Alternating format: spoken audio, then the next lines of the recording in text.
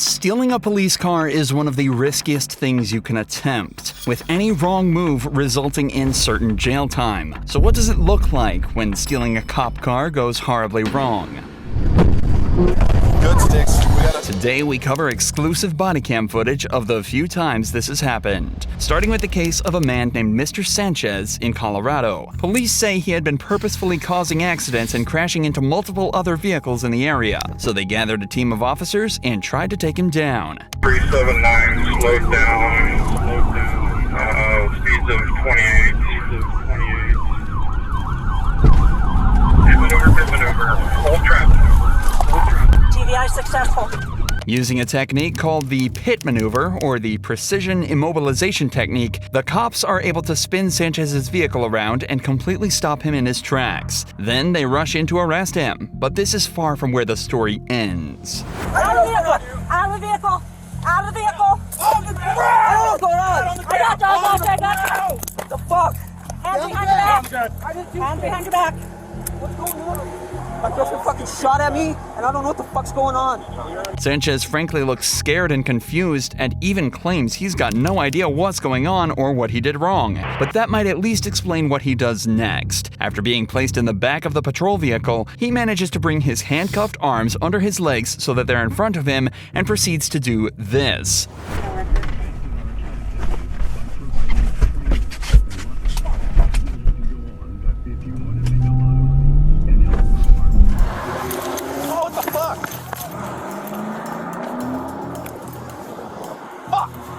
Sanchez jumps into the front of the patrol vehicle and simply drives away. For some reason, the car didn't have a partition between the front and the back, and evidently had the keys ready in the ignition. And what's worse, the police had left a service rifle on the passenger seat of his new ride, so he was now speeding away, armed in a stolen vehicle. I need as many sets of stop sticks set up as you can get. If you get a hold of State Patrol and find out if this individual is armed, please. He is not anymore.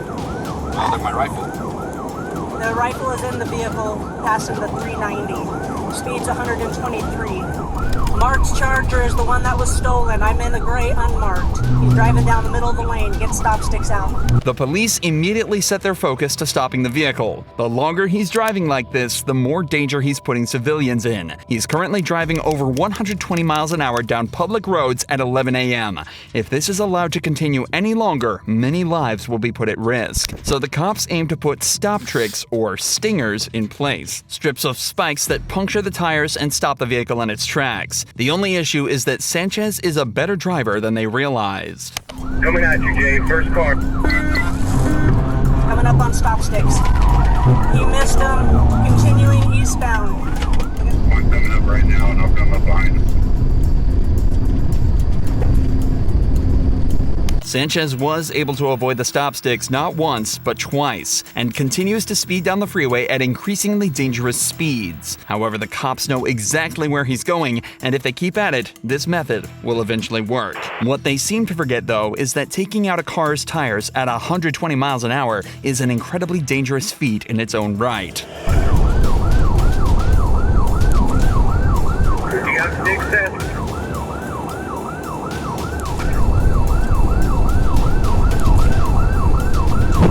Good sticks. We got a 10-50.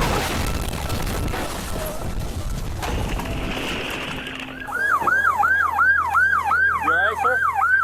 You alright? Yeah, just yard. Sanchez crashed into a parked semi-truck at over 100 miles an hour, and after being removed from the wreck and taken to the hospital, he was pronounced dead. Luckily, the semi-truck driver sustained no injuries, and nobody else was hurt in pursuit. But it did come close. This pursuit was allowed to go on for much longer than it should have been, but it's astonishing that it was even able to happen in the first place. And the same goes for our next case, this time in Oklahoma. Try to steal your car. Stop! On March 30th, 2018, a woman named Angie was driving a car that had been reported stolen, and when she was pulled over and questioned about it, she had this to say. I borrowed from Stephen Curtis. He told me that I could borrow it. I swear I did not steal this vehicle. How long has Steven had it? He picked me up today. Have you seen him in it before? Yes. Do you know how he got it? No, he bought it. If he did steal it, I'm gonna have to go to jail and pay the price for it. The police know this car was stolen because it flagged up on their system. They know without a doubt that somebody had reported it as missing, but they didn't know exactly who took it. This is why they have to assume it's Angie. She was the one driving it at the time and claims the previous owner bought it straight from the dealership. And given that she has a track record, it's safe to assume she's lying about something. All right. Well, Stephen took the vehicle without permission. Okay? It was reported as stolen. Okay? So you're in possession of it. I didn't know. Please. Not to mention your driving status is flagged. So you're not even supposed to be driving. So you're going to jail. Please, is there anything I can do? I work with them. Please, I worked with them on 11th and Garnett with murders and the whole prostitution thing. The Secret Service with the counterfeiting. Please, I told this officer where you can get paper tags and all that stuff. I will work with you guys. You know what? I didn't know it was stolen. Angie then tells the officers that she's in regular contact with the captain at another police department working as an informant, and could even give them information on local drug dealers. But obviously that doesn't excuse her of what she's doing here. So they decide to sit her down in a patrol vehicle while they continue the investigation. But for some reason, they decide to put her in the front passenger seat of a running police car, something that a car thief would realize instantly. And I don't feel like spending the rest of my shift trying, because I think this is all going to be a bunch of BS anyway. Well, what is she doing? Try to steal your car. Stop! David 136, suspect just stole my vehicle. Is heading southbound on Memorial from 33rd. Angie simply shifts over to the driver's seat, locks the door, and speeds away without a moment's notice. Luckily, it's around 1 a.m., so there's very little traffic on the road. But nevertheless, the speeds of up to 90 miles an hour Angie is finding herself at are still extremely dangerous in such a residential area. So the cops need to shut this down immediately. David 104, still in Memorial. Oh God, there's another cop. Shit.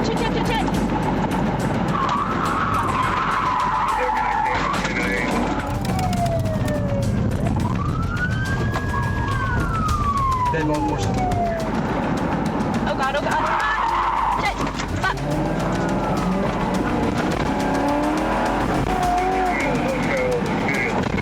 Clearly terrified of the situation she's found herself in, Angie turns off the main road and onto a smaller side road. And this turns out to be her downfall.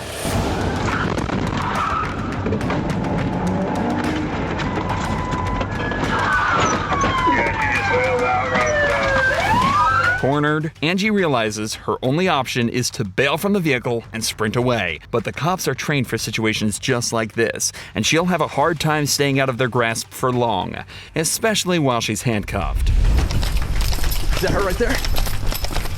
There she is.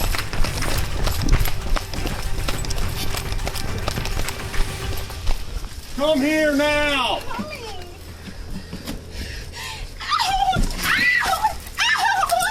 Get on the ground! Ow!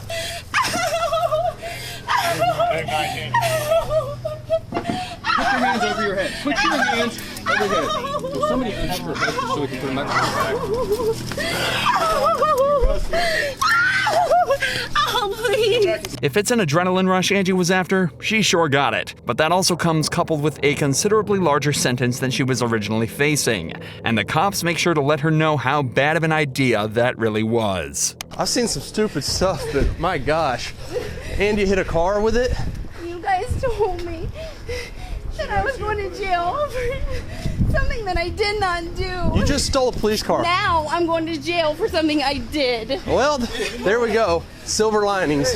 At least she was right about the prison part, as after a fairly short trial where she pleaded guilty, Angie was sentenced to 3 years behind bars. Both of these cases so far involved a criminal making a last-ditch effort to set themselves free. But what happens when, instead of the thief, it's just someone looking for a good time? Our joyrider in this case is a woman named Destiny, and she wasn't even involved with the original call. A single officer was called to the side of the road on a civil dispute involving a taxi driver allegedly stealing a customer's property.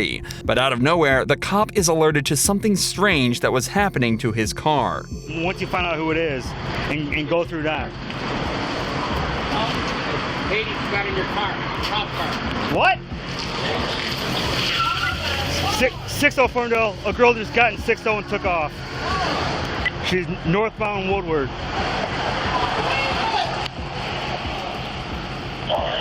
10-4. Is there a car close?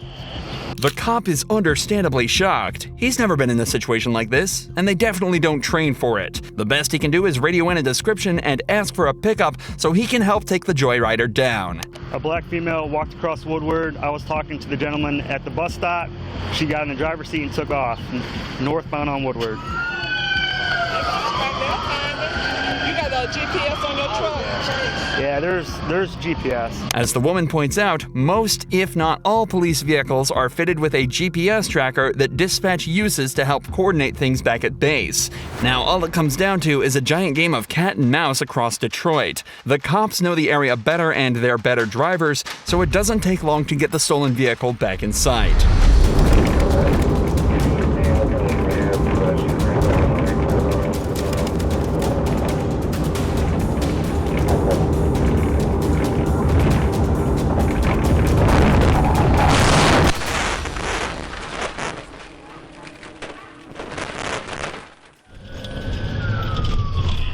Sounds like we have a crash, 7 Mile and Stovall.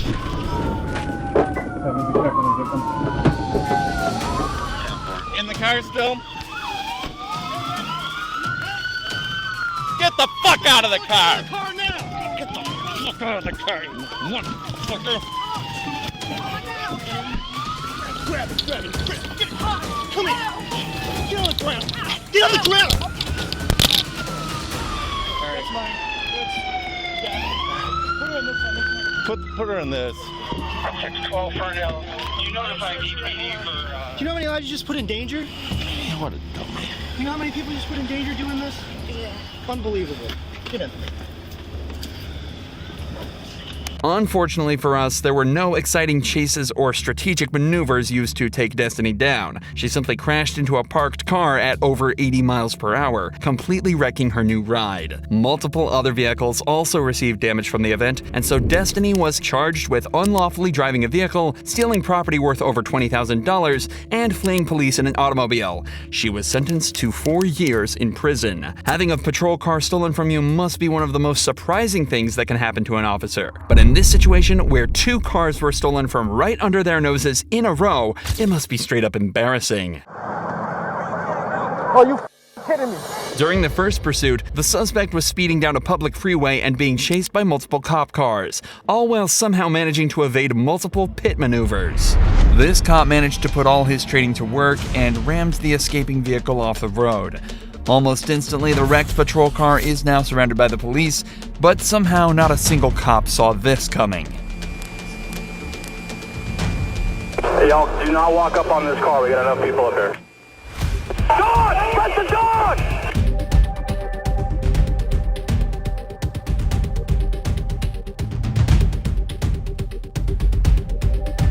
He's on the move again in a Coco K9 Explorer going north on 95. Air 1, follow that car. You got another car. Air 1's got that, still northbound. Somehow, the escapee managed to run from the first crashed patrol vehicle and take over another one before putting his foot down and fleeing the scene once more. Any other vehicle dealing with them, block your doors. Just stick it. Alright. Delta 32, I live northbound. Which car? The Coco car? Coco SUV. In the shoulder right now. Stick it! From both corridor units! Full stick it! Are there guns in the front of the car? Ask the K9 handler from Coco. He says, yes, there probably is. Thinking fast, the cops managed to radio ahead to set up a team with a Stinger, a piece of police equipment that punctures the tires of a vehicle and slowly brings them to a stop. That's why you can now start to see the car smoking, and soon enough, it'll be forced to slow down, or the driver will risk putting himself in a lot of danger. Alright, he's braking for the median, guys. He's braking for the median. Braking for the median. Everybody slow down. Don't ball up here. It's underneath the wires. Underneath the wires.